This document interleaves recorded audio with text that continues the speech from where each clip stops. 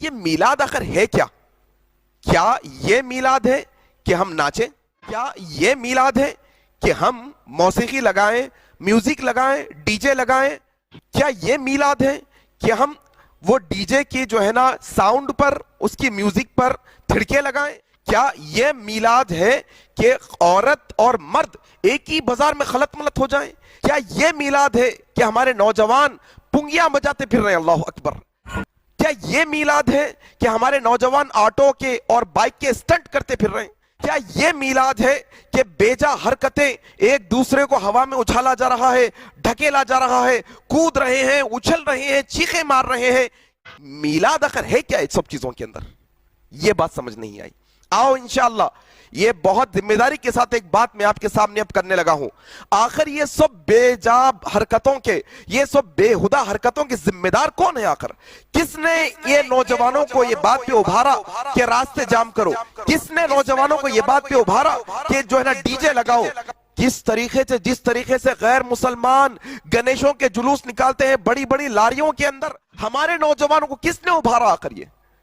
اچھا میں یہ جانتا ہوں کہ بریلوی علماء جنہوں نے میلاد پر امت کو جو ہے نا ابھارا ہے، وہ اکثر علماء یہ کہتے ہوں گے شاید کہ یہ سب اسلام کا حصہ نہیں، لیکن سوال یہ کہ جب یہ بریلوی علماءوں کے سامنے یہ امت یہ بیکار کے کام کر رہی ہے تو ان کو روکنا کس کی ذمہ داری ہے؟ کیا بریلوی علماء کی ذمہ داری نہیں؟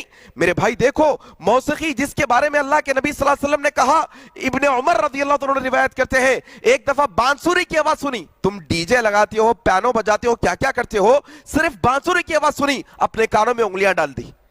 ابن عمر سے پوچھا کہ ایسا کیوں کیا؟ کہا کہ میں ایک دفعہ رسول کے ساتھ تھا، بانسری کی آواز آئی، اللہ کے نبی صلی اللہ علیہ وسلم نے اپنی کانوں کو بند کر لیا۔ جو نبی بانسری کی آواز پہ اپنی کانوں کو بند کر لیتا ہے، آج وہی نبی کے نام پر تم ڈی جے لگاتے ہو؟ شرم نہیں آتی؟ اللہ اکبر!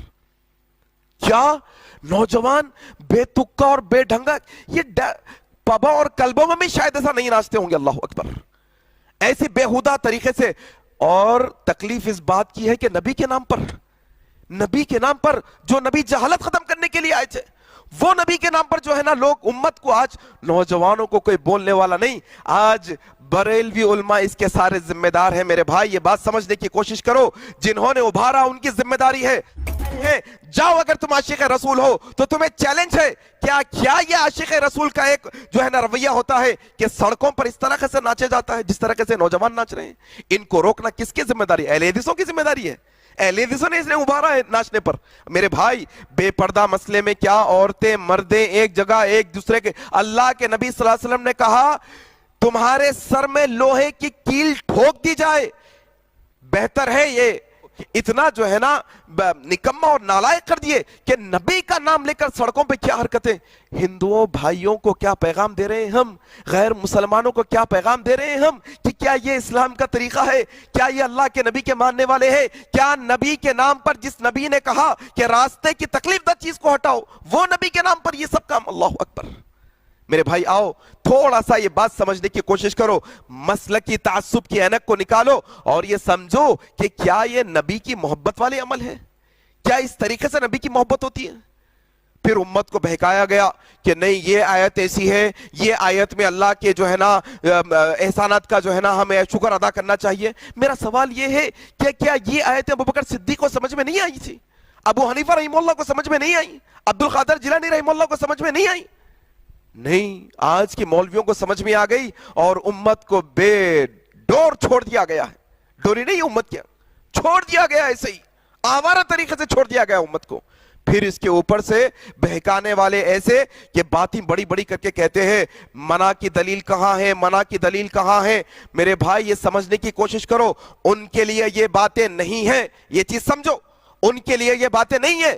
جو سرکش ہیں، جو ضد پر اڑے ہیں، جو سمجھنا نہیں چاہتے، یہ باتیں میں ان کے لیے رکھ رہا ہوں جو اپنی آخرت کی فکر کرتے ہیں۔ یہ باتیں میں ان کے لیے رکھ رہا ہوں جن کو یہ یقین ہے کہ کل قیامت کے دن اللہ کے نبی سے ہمارا اور آپ کا آمنا سامنا ہوگا۔ کیا یہ نوجوان جو نبی کے نام پر میوزک پر ناچ رہے ہیں، ایسے ہی انہیں موت آ جائے گی اور قیامت کے دن نبی کا سامنا ہوگا تو کیا منہ دکھائیں گے نبی کو؟ کیا لائق ہے ہم نبی کو منہ دکھانے کے؟